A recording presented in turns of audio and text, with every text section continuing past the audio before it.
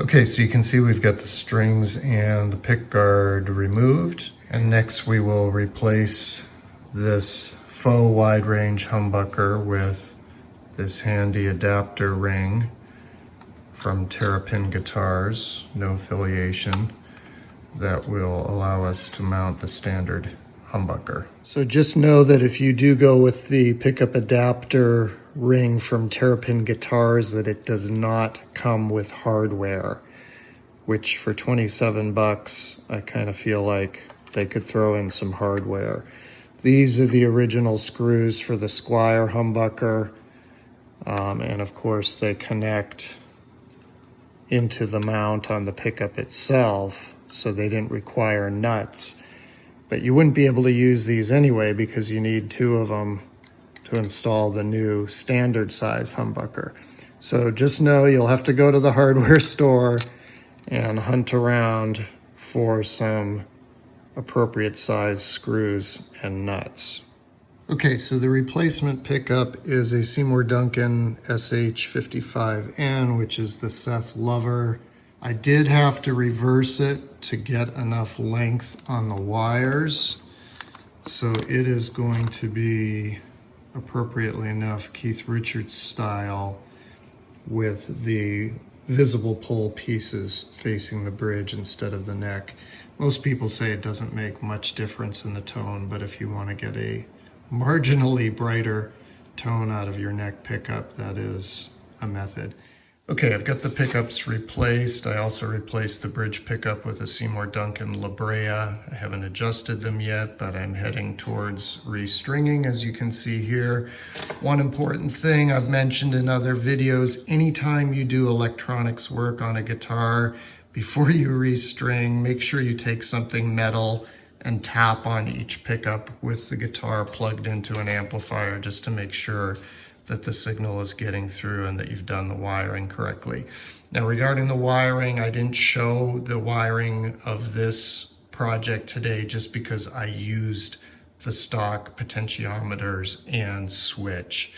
I know people are going to complain and say that I should have replaced the humbucker pots with 500K, but what I did instead, and I've shown in a separate video, is I simply disconnected the tone pot from the neck humbucker.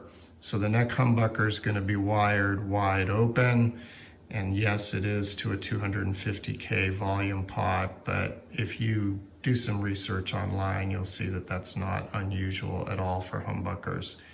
Now know that if you are switching to another brand of pickup, the wire colors are going to be different.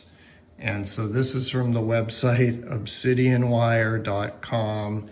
If you go to that website, you can look up Seymour Duncan, DiMarzio, Fender, whoever, and it will tell you what color the wires are and basically what to do with them. Okay, so this is what the finished product looks like. I think it looks pretty good with this adapter ring. And again, I will put the link for Terrapin Guitars adapter rings below. I have no relationship with the company, but I do recommend them, even though I think it wouldn't have killed them to include the mounting hardware for the pickup. The stock Squier fake wide range humbucker actually sounded pretty good after I disconnected the tone knob, and I'll link that video at the end here as well. But this Seymour Duncan Seth Lover definitely sounds better. It's a rich, full pickup as you would expect from a vintage wine PAF.